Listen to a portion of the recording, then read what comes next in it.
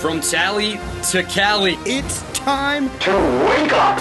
Wake up!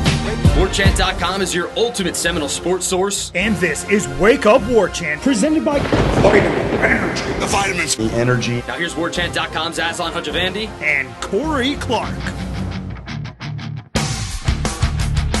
There's a place off Ocean. Wake up! It's Wake Up Warchant, presented by Vitamin Energy. Coming up on today's show, Corey watched the SEC show on Netflix, and then our show got really weird. We talk about defensive line depth and a video from 2013 that you gotta see, everybody. Wake Up Warchant, presented by Vitamin Energy. VitaminEnergy.com. Shake it, take it, synergistically formulated, everybody, to give you the vitamins, the energy you need to thrive. Not just survive, but thrive through your day. It's a long shift coming up. Help yourself. Nothing wrong with that. Shake it and take it. Take a shot of Vitamin Energy. Heck, maybe take a half shot like me. It carries me through most of my day. And whatever vitamins you want. There's the variety pack. You can try out the stuff that's going to enhance your mood or enhance your focus, get you better pump in the gym. Whatever you want. World's your oyster. Over at vitaminenergy.com. World's first and only clinically tested, clinically proven energy shot. And it's backed by Noles. People helping people. Warchant.com, your ultimate Seminole sports source. Come on down, everybody. Subscribe. Corey in the house, cranking out content. Matt Lasser, Michael Langston, Irish O'Fell, Gene Williams, Jeff Cameron, Tom Lang, the whole gang. And then everybody in the On3 world. Apparently Ross Dellinger now part of the On3 family, Corey. We're just taking over the scene. Kind of like it. Feels pretty cool. I think we made a good decision a few years back joining this network, seems like. No, yeah, On3 is a juggernaut. It's like being a part of Rockefeller or something, or AT&T. Like, it's just an absolute, or I guess better examples now are, Amazon. But we're like the Amazon of sports coverage, right? I was about to say, were you saying Rockefeller like Rockefeller Records or like the Rockefeller family? Rockefeller, yeah. No, like Rockefeller, like Nelson Rockefeller. Okay. U.S. Steel.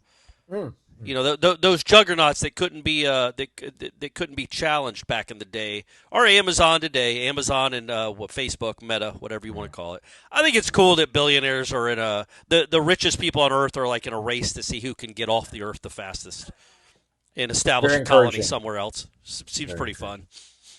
All right, Corey. So I'm in Jacksonville. You were able to listen in on the interview with Mike Norvell after practice.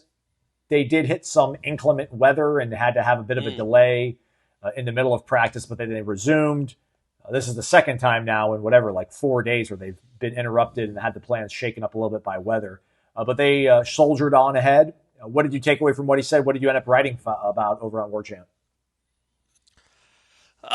Yeah, man, I wrote just quickly. I wrapped up what Norvell said, about the weather. I didn't really touch on that much, but the difference at UNF compared to like when they have weather at Florida State is they don't have an IPF, at UNF. So what did they do? They just went back into their dorm, I guess.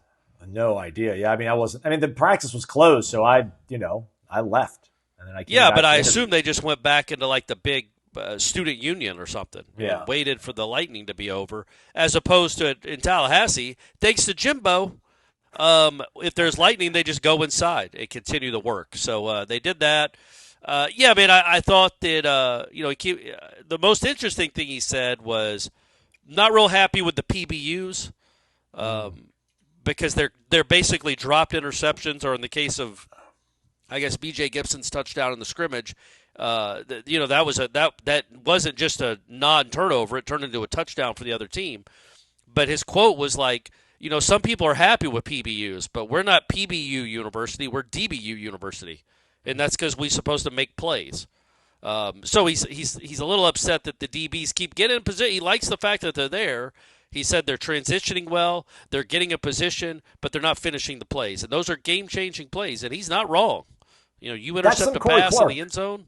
That's some Corey Clark in him. That's some Corey Clark in him coming out. When you would always talk about, like, make a play. Like, you are at Florida State. You are allowed to go out and make not an overly exceptional play, but something that's more than just ordinary. And that seemed to be kind of what he was echoing. Yeah, and I was watching, because there's nothing else to watch right now. I'm in a lull. I was watching the SEC thing on Netflix. I don't like it at all. It's not well done. I kind of understand. I guess it feels like what a Formula One like super fan must feel like watching that Netflix show. Is like, God, this is all just surface nonsense. There's no real insight here at all. Same thing. Like, you got to see Brian Kelly talk to his agent, Trace Armstrong, by the way, former Florida defensive lineman, who was also Nussmeier's agent. Oh. And that was interesting, but they didn't really get into the call at all. But it's like they'll show like Shane Beamer with his family for 45 seconds or a minute and a half, and then they'll show the game from the sideline, a game we already know the outcome of. So anyway, it's not great. I'm not a big fan of it, but it's something to watch. Anyway, the point being, this isn't a Netflix review show. I was watching. So Auburn had a bad year last year. So did Mississippi State's a better example. Mississippi State had a horrible year last year. Jeff Lebby's first year, 2-10. The last game of their season is against who, Aslan? Ole Miss. Right. Ole Miss, pretty good team last year, right? Like Egg Bowl. Yeah, but pretty good team, playoff contender, top 10 to 12 team all year, right? Yeah. Mississippi State goes into that game on the road, 2-9 against a team that I think was 9-2 or 8-3, whatever Ole Miss was, but ranked, huge underdogs. And in the fourth quarter, they're losing 19-14. And if they don't fumble a punt, they might win the game.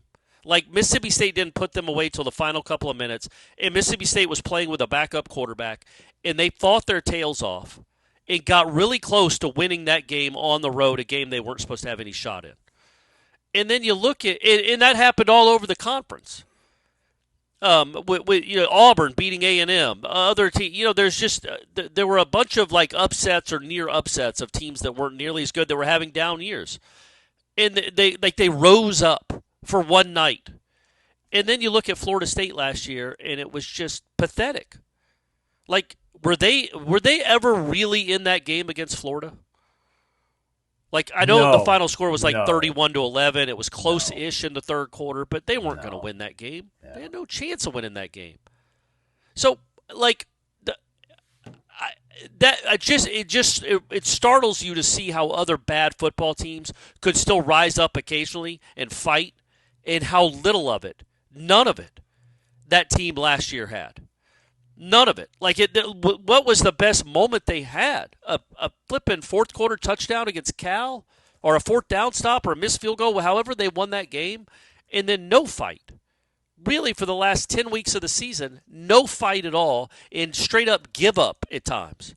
And so when you hear about mindset, that stuff matters, man. I know it's people don't want to hear it, and it's not like we could tell anyway. And I'm not saying that because Norvell's saying it or Terrence Knighton's saying it or Tony White's saying it that it's true.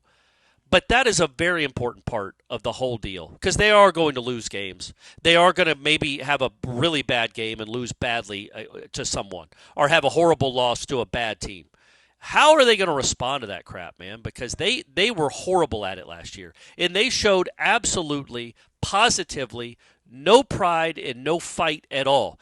Even Mississippi Blanken State, with a first-year coach, showed more pride and more fight in a game against their rival than you did at home against the worst team, or at least a similar team.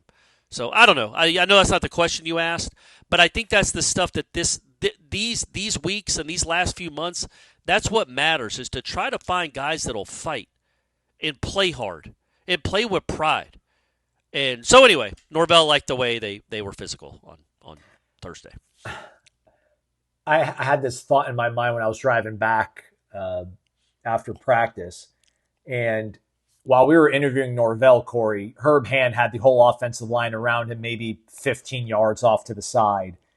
But you could hear, peripherally, like this voice getting more gravelly, almost more high-pitched, like more urgency, pleading in his voice. And then I started trying to tune my ear into listening to Herb Hand. And he was just talking about the grind of this. You have to love this. I need more out of you. I need you guys to push. And it was very much kind of what you probably would hear on any season of Hard Knocks, right? Like when they're in the training camp, it's like, hey, it's 8 days in, and then this receivers coach kind of goes bonkers to try to send a message or whatever. And it wasn't anything too over the top, but it was a very impassioned, like, guys, like, listen, man, it was a hot, muggy day out there. They had the lightning delay. They resumed play, and it was even hotter and even more muggy. So he was really kind of trying to let them know that this is what it's going to take. This is where we have to go. And it made me think, Corey, about, and we're going to get a little esoteric here. We can maybe try to get more grounded in a little bit. But when you talked about it on the show the other day about there might not be any other program out there that's doing what Florida State is doing in terms of just this complete reset, where we're not talking about just a new coordinator and new play callers, but probably 20 out of your starting 22 are completely different. So I think about, let's just say Micah Pettis. Like, let's say Micah Pettis actually liked his offensive line coach, didn't maybe care that much for Lane Kiffin. So, like, you're sold out into being with that staff, and you come somewhere new. You've played a whole bunch of football. You've played for 4 years. You've seen yourself get better year over year. You know it works for you. You've been with this line coach for 2 seasons maybe, and he's helped you get better. So you're all about Herb Hand. You're sold into everything he's trying to do. But there's got to be a voice in the back of your head kind of like, this is different. This isn't how I've been coached, and I'm going to try to embrace it, but it might take me a little bit longer to wrap my arms around it because this is not the way I'm used to being coached. I got results kind of a different way, but I think they trust his coaching staff. All that to say, like, this really is a crazy grand experiment, which isn't breaking news. I know we've talked about this, but there was a gravity that kind of hit me on Thursday in Jacksonville where all these guys, all these coaches that have been in part of really successful programs, really successful seasons, are having to do this with guys that they've only been coaching for, I mean, let's think, even spring, they didn't have all their guys together. So I'm anxious, but I'm excited. Again, like, we don't know how the season's going to end up, but I'm very excited about it. But there's a lot of parts moving to this that maybe we'll never really get a full grasp of unless we sit down with one of these coaches over a beer someday. Yeah, but yes, correct. All that's true, and it is an absolute grand experiment in a number of different ways. You have an old-timey offensive coordinator that just was a head coach and has been a head coach for the last decade of his life, and now that's just a straight-up OC. You have a rising coach in the ranks and as a DC who will be a head coach soon. Like, there's a lot of weird, just different kind of dynamics to this team, along with a lot of guys that have proven some stuff but still have a lot to prove. So it'll be interesting. It's just, I was struck by, because they do some behind the scenes stuff. Like, they follow a white linebacker from LSU. I don't know why I'm identifying him like that, but I can't remember his name. Same thing with Mississippi State. Weeks, yeah. He had a brother, I guess, that was on the team too. Yeah. And it's like they were born into these rivalries and care a lot about him or are devastated by him. And I was like, man, and again, I'm not taking Netflix at its word, and I'm not in the Florida State as the absolute ungarnished truth. And I'm not taking I wasn't in the Florida State locker rooms after those losses last year.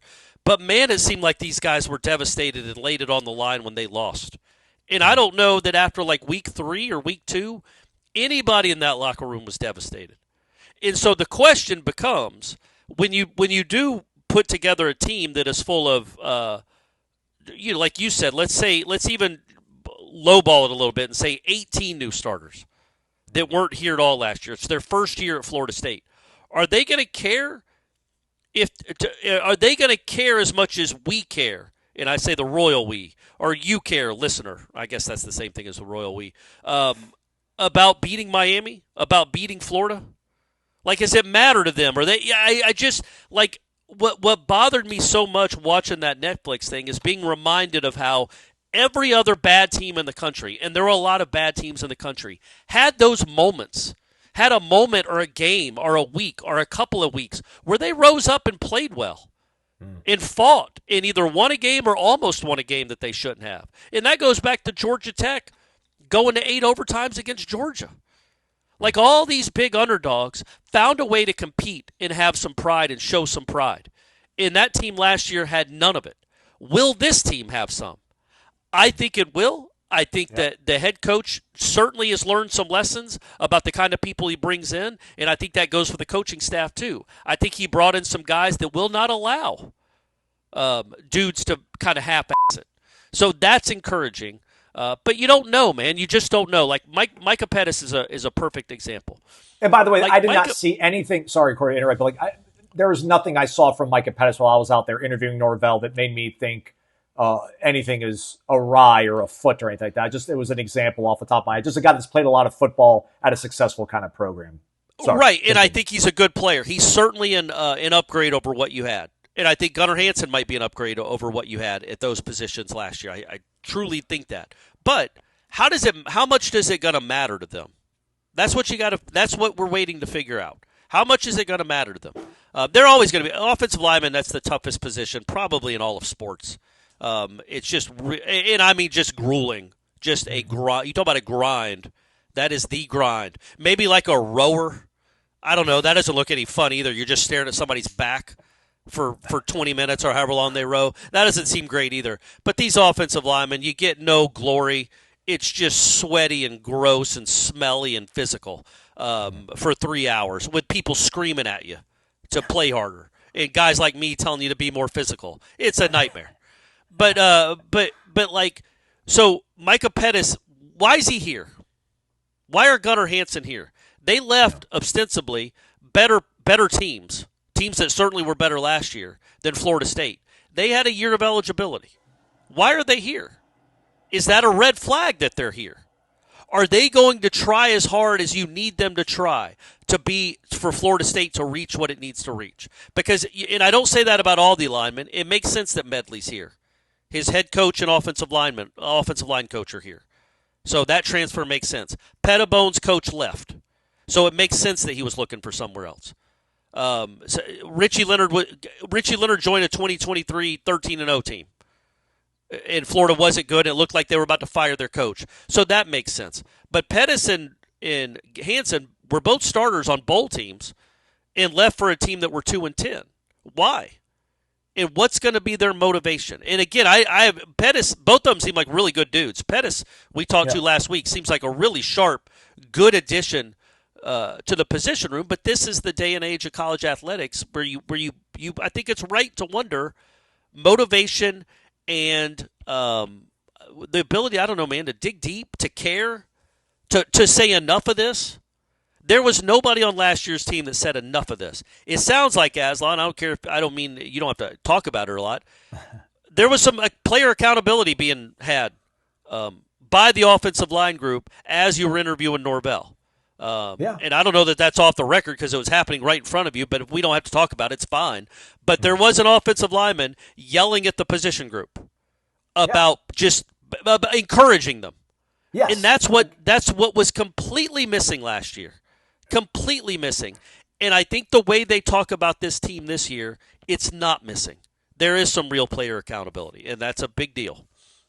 Yeah, I mean, it was an offensive lineman that was here last year, and he was talking about, you could tell like he was fed up, not fed up with like their effort, but just he was reflecting back on last year and talking about like all the things that went wrong last year, and he was using very colorful language. He was just like, listen, all the things that happened last year that went wrong was because, we didn't do this right or we didn't do this right, so let's get it right this time around. And it was like punctuated after his position coach had gone ahead and kind of, read the riot act to a certain degree. Again, like I don't think Herb Hand was disappointed with his team. I think he was just using that as kind of a teaching opportunity about like, listen, like you probably feel really lousy right now. You scrimmaged a few days ago. You were in a bus. We brought you to Jacksonville. You've been sleeping in a dorm.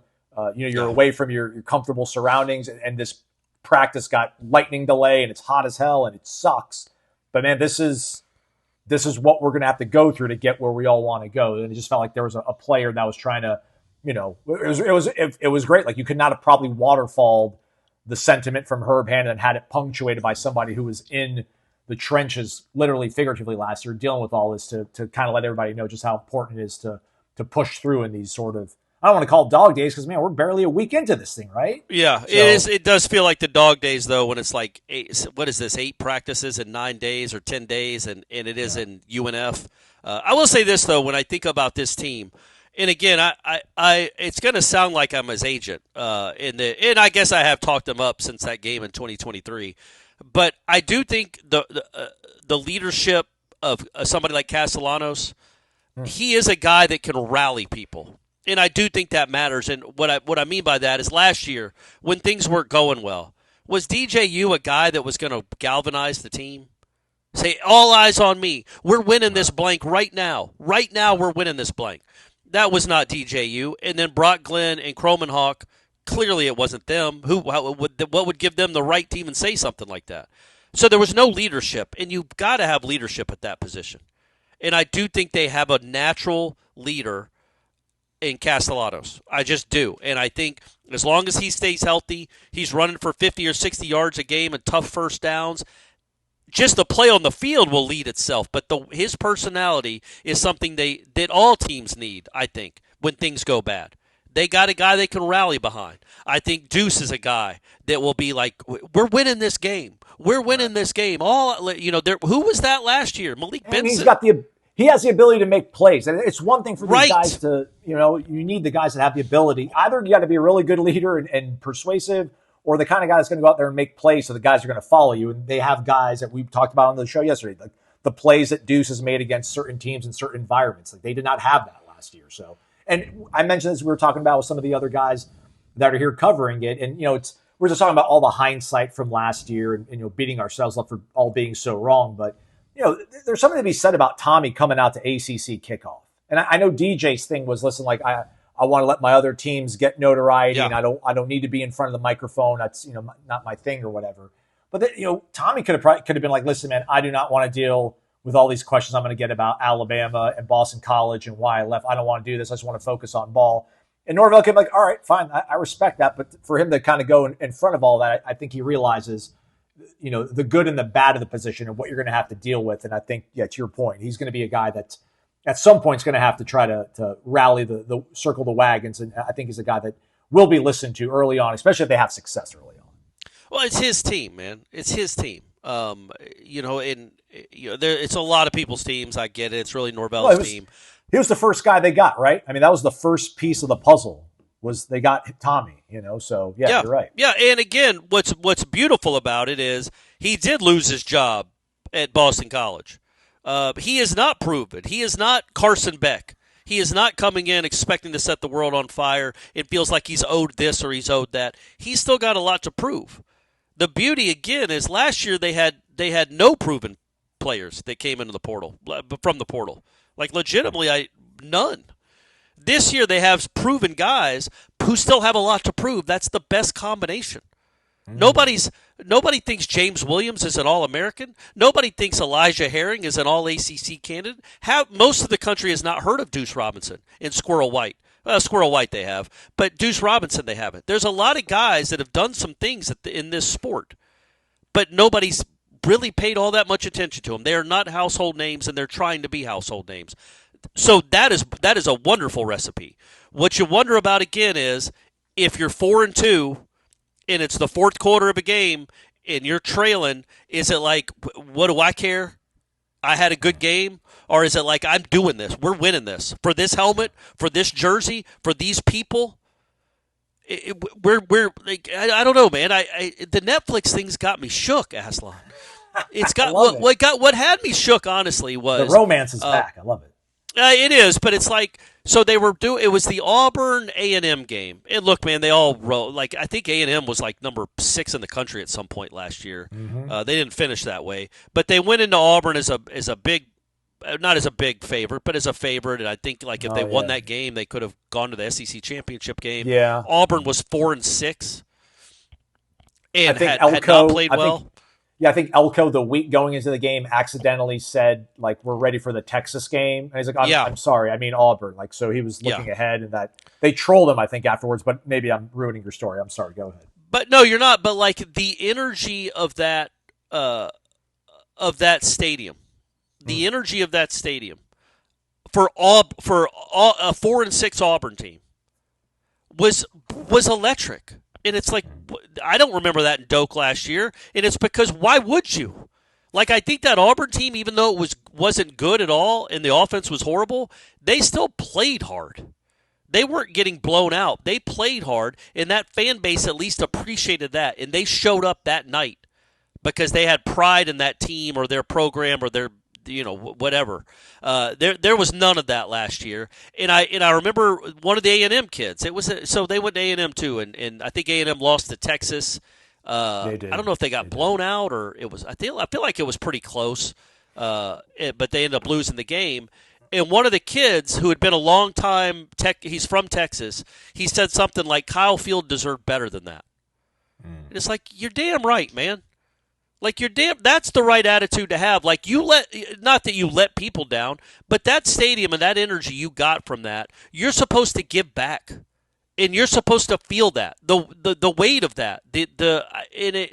That's what you wonder in this modern era of college football, how many guys that go from school to school to school feel that about that stadium, that city, that fan base, that moment. Or if it's just another football game because it's like the travel ball society where we're all used to, for our kids playing 6 games in a weekend, and none of them really have the status or importance that they used to. That's what again, that comes from the top down, that comes from the head coach, but they have to buy in. And that's a question I have that I'll continue to have probably for the rest of my life when it comes to evaluating teams on a year in, year out basis. Especially if it keeps going this way where you have a whole new starting 22, is how much does it all really matter to them? And that's why the team bonding stuff, if it's real, is important because you don't want to let that guy down. You do want to play well for them. You want to go celebrate. So anyway, I'm off on a tangent. I told you the Netflix thing has me shook, but it was like even though teams that had bad years last year, like the Auburns, the Mississippi States, they had moments, man. They had moments. This team had no moments. It was just a bleak, dull, listless last 10 weeks of the season. And I think they've done from what I can tell, from my genuine opinion, not just trying to be a homer, I think they've done a really nice job of addressing that, of finding some life within the roster, finding some life within these position groups. Not just monotone robots that play football, but life, like care and willpower. And I do think they found some of that, and I think it really helps when you bring in guys like Knighton and White and Malzahn in hand. Established in 2006, Corner Pocket Bar and Grill, Tallahassee's best locally owned and operated sports bar.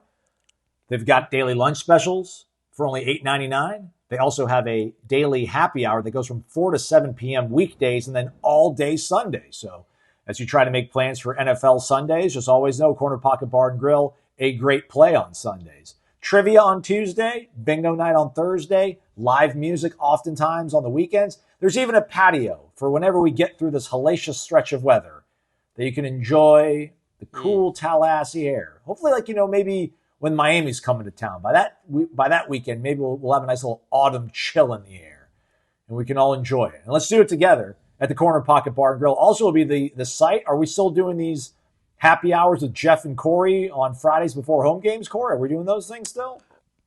As far as I know, I guess okay. We'll make that official. We'll have to nail that down. But yeah, that's the hope. That's the plan.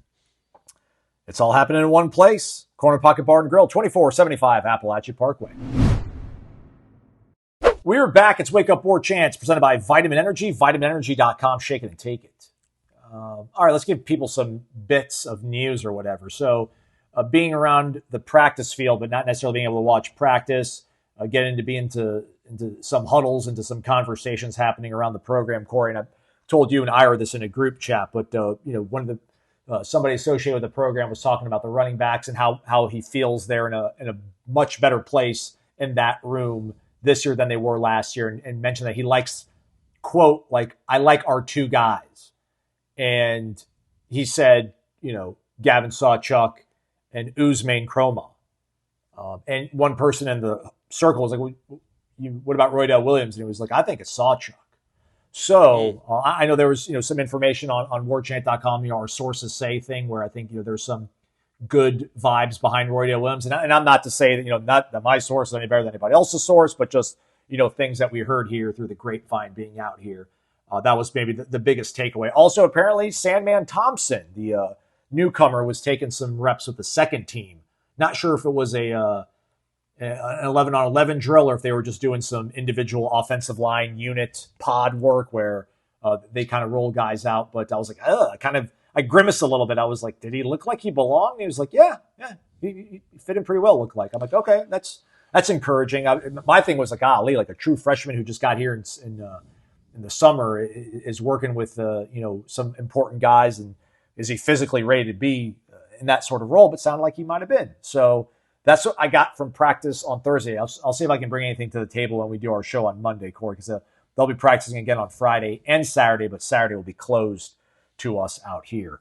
Also comments from Norvell, big plays. Not enough made on defense. He thought the offense was able to take advantage of some plays.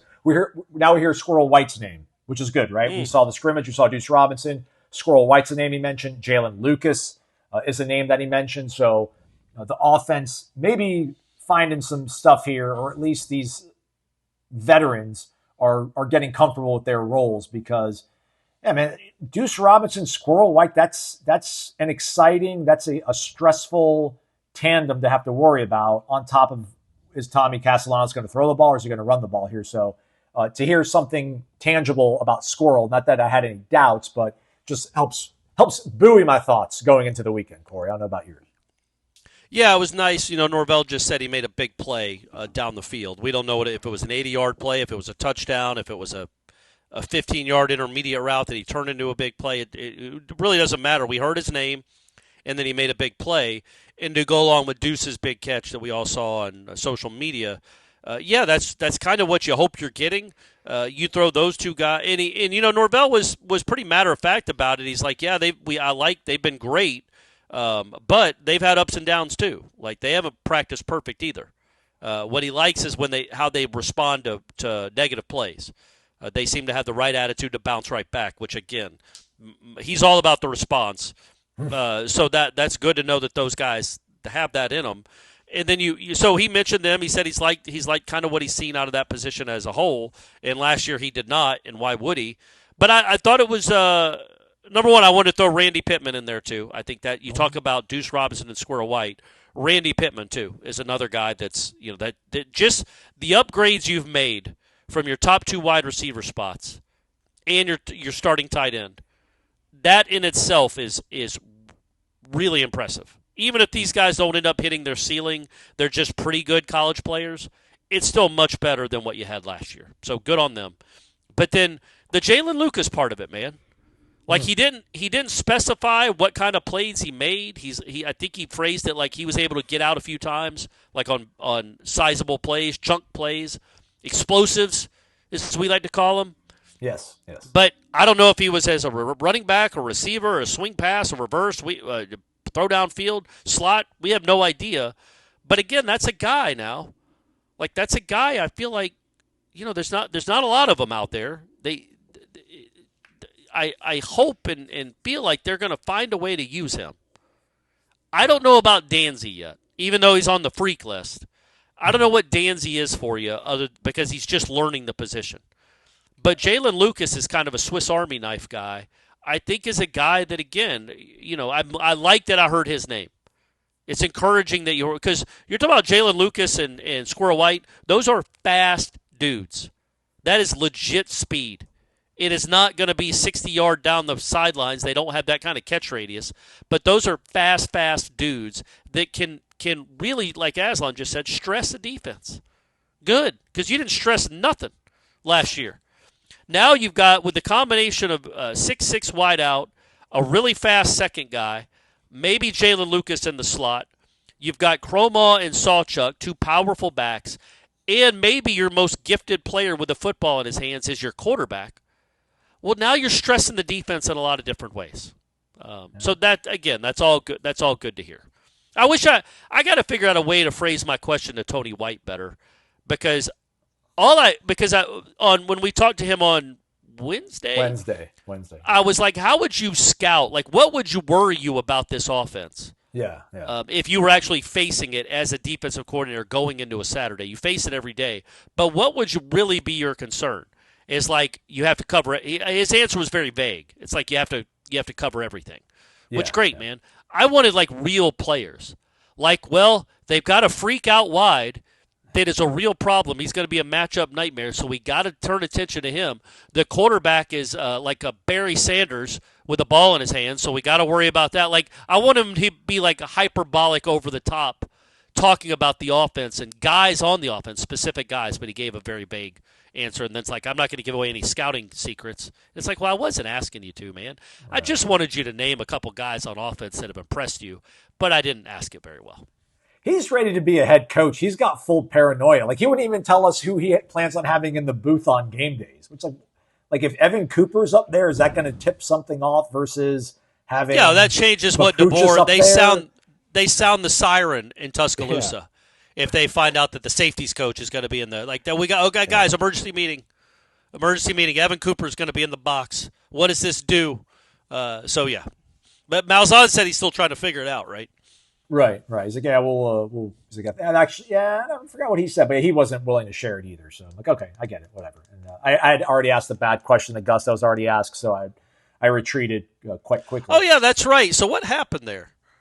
No, I'm not trying to throw your. Well, no, we'll get it out fine, there. We're transparent. I want to explain what happened. So Brendan asked Malzahn about. He asked more of a general question about Cromaw, but he led it off with.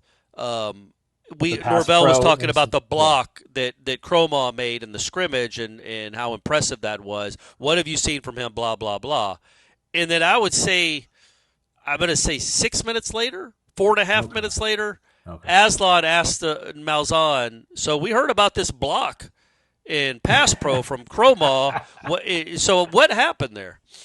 I didn't hear the first question because I was running between my computer and the camera, like getting things set up. But yeah, I didn't think I did not hear anybody ask about Cromaw. So I was like, let me get a question here about Cromaw and just what does it mean when a guy that's that young is doing that part of his job well? But Gus already talked about it and he still gave you an answer though.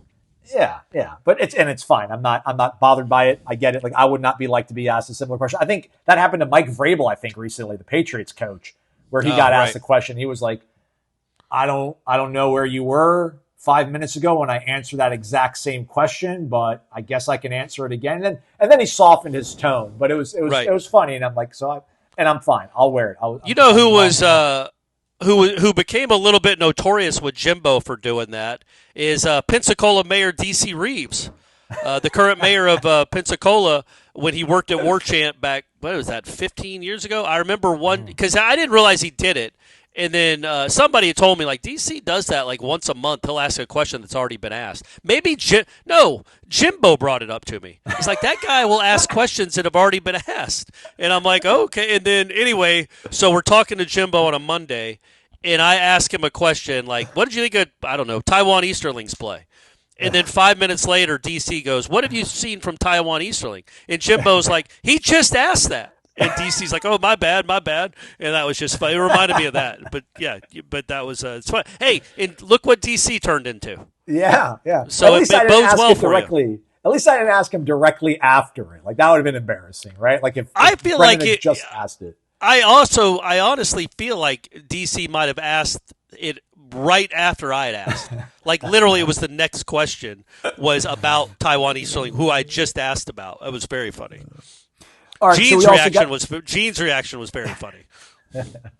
All right, so we also got to speak to defensive lineman Deante McCray because he's from Jacksonville. I shouldn't say it like that. He's also going to be relied upon. And we spoke to Terrence Knighton, who made his bones. Might be a starter, right? The Jags. Yeah, McCray might be a starter. Yeah. Yeah. What do you think about that when you hear Knighton talk about he's a guy that's playing everywhere on the line, and McCray talks about how excited he is? Part of me is like, well, that feels like a guy without an island, without a home. But there's something about it to me. It feels like true versatility. Sometimes I think versatility is we as a coaching staff don't know how to use this guy properly. So there's some moments that might work. Let's see what happens. But I feel like they, just with Knighton's background and McCray having played so much football, it portends to, I think, him being maybe a little bit more valuable than maybe some people had on their ballot when we did the top 40. Doesn't it seem like Jenkins is cut out of the same mold, though? Like they're both probably be guys that can play inside and outside. Like, and we say outside. I think you said that, Corey, if I'm not mistaken. Yeah. But when we say outside, remember now it's a 3-3-5. So there's a lot of time there's three down linemen. So, but if you're on the outside, quote unquote, you're still kind of over a guard sometimes, and there will be a stand-up or another edge outside of you. But you're still technically the outside lineman. But it's not like you're the 230-pound Peter Boulware coming off the edge. You are still in there to try to be a physical presence as well, because the guy that's going to be coming from the outside that's taking the tackle might be a linebacker, might be a speed rusher, but you're still technically the edge. You're still the edge defensive lineman. So it's not like Mario Edward. I'm trying to think, who was somebody that played inside and outside? Well, DeMarcus Walker sometimes would go play. He'd be a defensive end, but then he'd be the nose tackle. Ole Miss, he killed him. But I think there's some validity there that I think they think that Jenkins and McCray will be guys that can play inside some to kind of relieve Darrell Jackson or play beside Darrell Jackson as if they go to a true 4-down lineman, they could be a defensive tackle. If they're more in a 3-3-5 set, they could push out to the edge and be somebody next to Darrell Jackson that's technically a defensive end in that set. Either way, they're going to play, and they're physical, mature guys, which is good. Again, they're not going to be pushed around. Man, look, I'm not trying to hate or kill on the kid, and I hope I didn't talk him up too much last year, because I hope I prefaced everything I said about Marvin Jones Jr. by saying we have no idea, because we didn't. He had never really done anything at college. He was a 5-star kid. They liked him, but you didn't know what kind of player he was going to be, and he wasn't necessarily, let's just say, the most physical. He was supposed to be like a speed rusher, like a pass rusher guy, and he got exploited a lot in the run game. Well, he got exploited a lot, period. He just wasn't very good. These guys are different kind of bodies. They're builds. They have a different kind of, role. And so the fact that they're going to be 280 pounds on the edge next to 330 Darrell Jackson, you could have some beef in there. You wonder who's going to be the guy that can get to the quarterback consistently. That might be the 255-pound James Williams. It could be our man Jaden Jones. But it's nice that you have, with Jenkins, McCray, and Darrell Jackson, I guess you could throw Daniel Lyons in there too. We don't talk about him much. You have 4 kind of beefy dudes, like 275 plus, that can move around to different spots of the line of scrimmage, which is, that is true versatility for this defense. What I thought was cool, too, about McCray and Knighton is that we spoke to Knighton first, and, we asked him about McCray, and he mentioned, how he's had a good camp, and also he's from Jacksonville, and he told his parents, he's like, Deante told his parents not to come out here, and I told Deante, like, hey, don't be wound so tight. And then when we spoke to McCray, I'm like, hey, Coach said that you decided not to let your parents come out and watch you practice today. And he's like, listen, I was in Western Kentucky, and I was always by myself. He's like, and that's the way I prepared, and I just want to keep my mentals on game. So he's like, I love my family. It's nothing against my family. He's like, I'm going to hang out with them later today or tomorrow. He's like, but for right now, he's like, I just want to be focused completely on practice and doing things, so my process. And then I'm like, well, what does that kind of say to your teammates? Do you think that you're so focused that you don't even want your family? He's like, I hope that lets them know that I am 1,000 locked in, 1,000% locked into this team. He's like, I want everything. He's like, I want the championship. He's like, everybody's got to eat. So again, a guy that seems really grateful for the opportunity, but is also putting in the work, getting praise from his coaching staff, and at a very high position of need and a very important piece of this puzzle. So encouraging to hear that.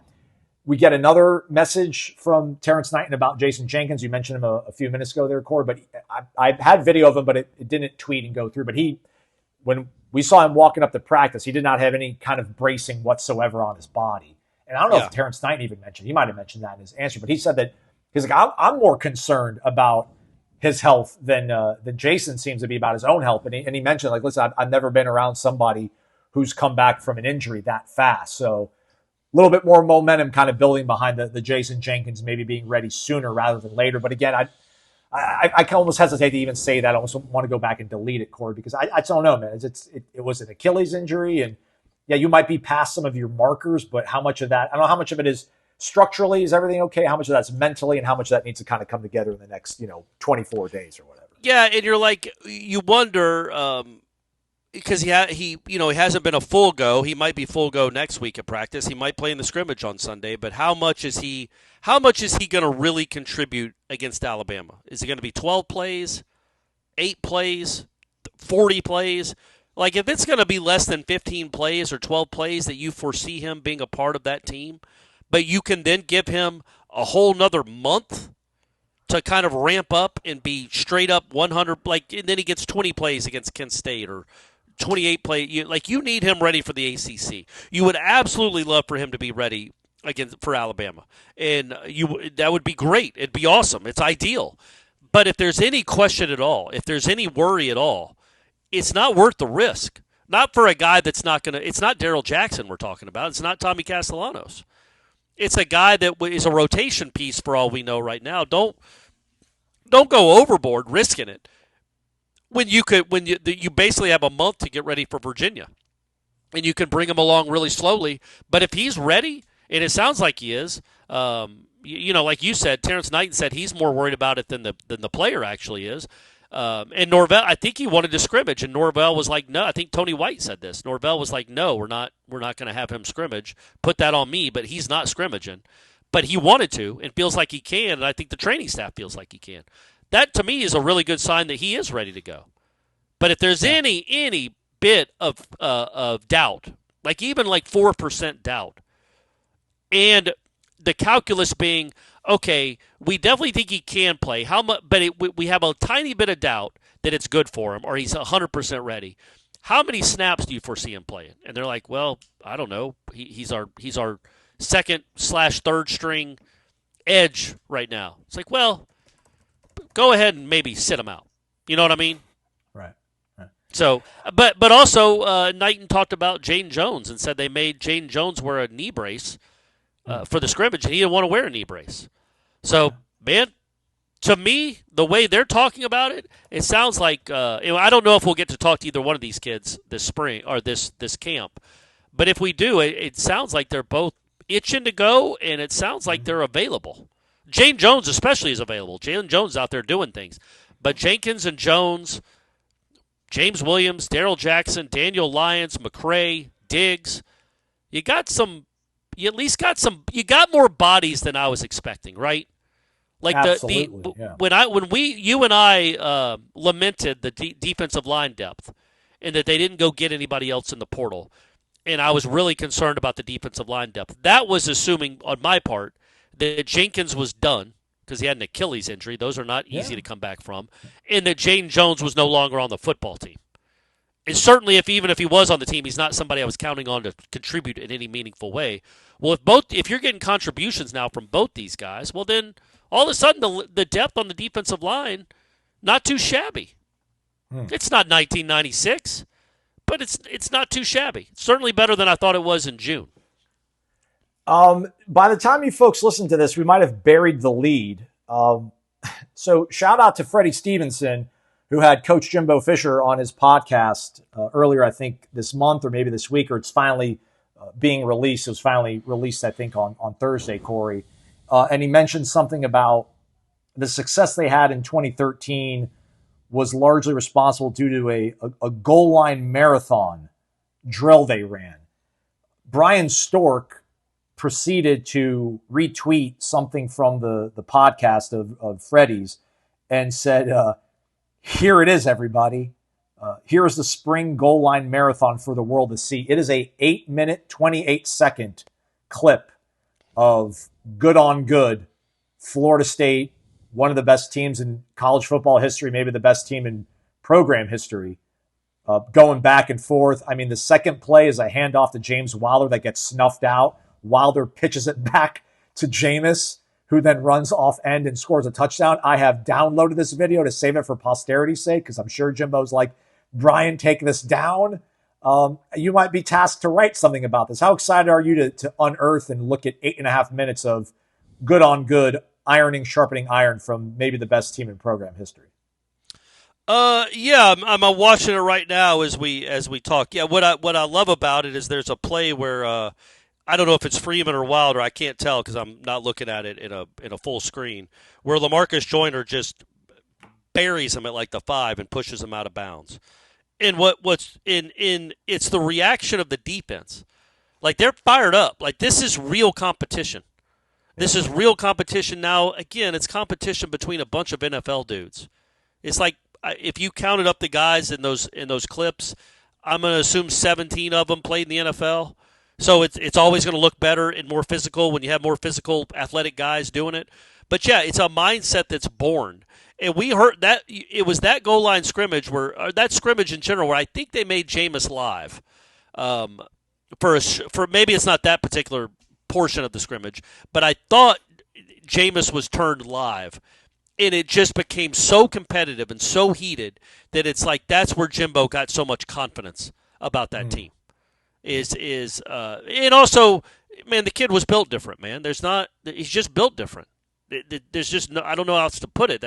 We all know it. I'm not saying anything that's brand new, but you can learn a lot from those goal line sessions. You can learn a lot from the competitiveness of those goal line sessions, and you learned plenty. That whole team, because this was the spring, I think. So it's the spring. So to keep people in mind, to give people some context, it was a real quarterback competition. Like Jimbo had talked up Jacob Coker for 2 years. Clint Trickett was actually the guy with starting experience. He played against Oklahoma. He'd started against Clemson and played well in 11. He didn't play much in 12, I don't think, but in 11 he was forced into some action and had some moments, and he had experience. So it was a three-way battle.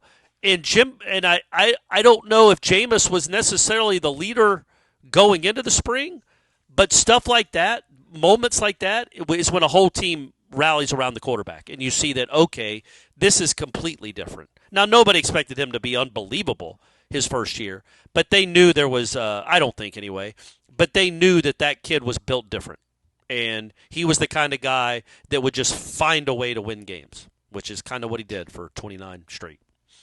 Dude, I love that. Listen, maybe I'm speaking out of school here. I'm out of my depth.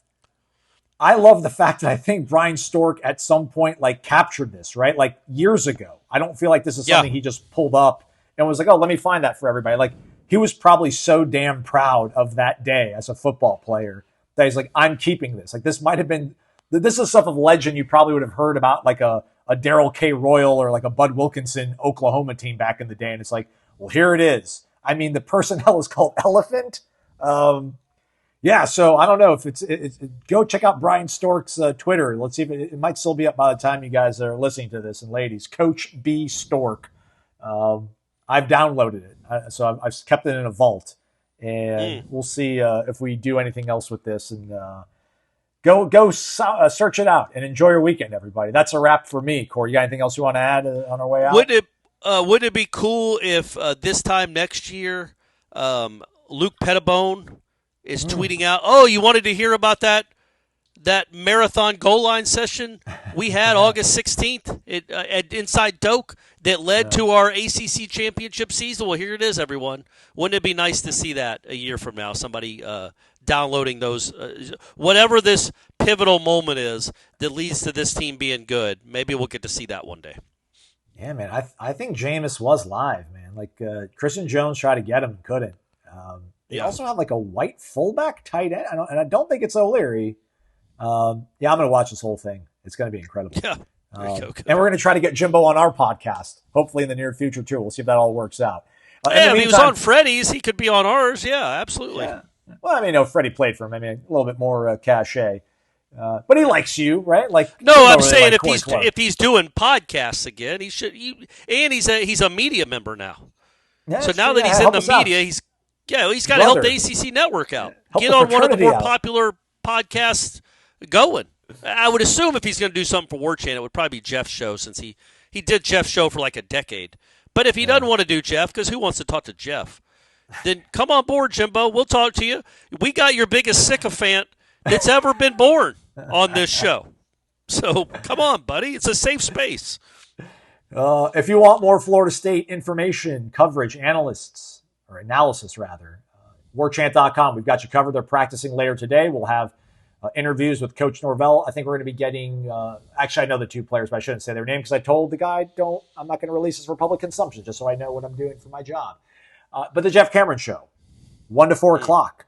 That'll get you going into the weekend on a high note as well. So it's all coming your way. It's all over on warchant.com, the ultimate Seminole sports source. Thanks for tuning in to another week of this awesome pod. We love it, everybody. He's Corey Maslin. Thanks for listening to Wake Up Warchant, presented by Vitamin Energy, vitaminenergy.com.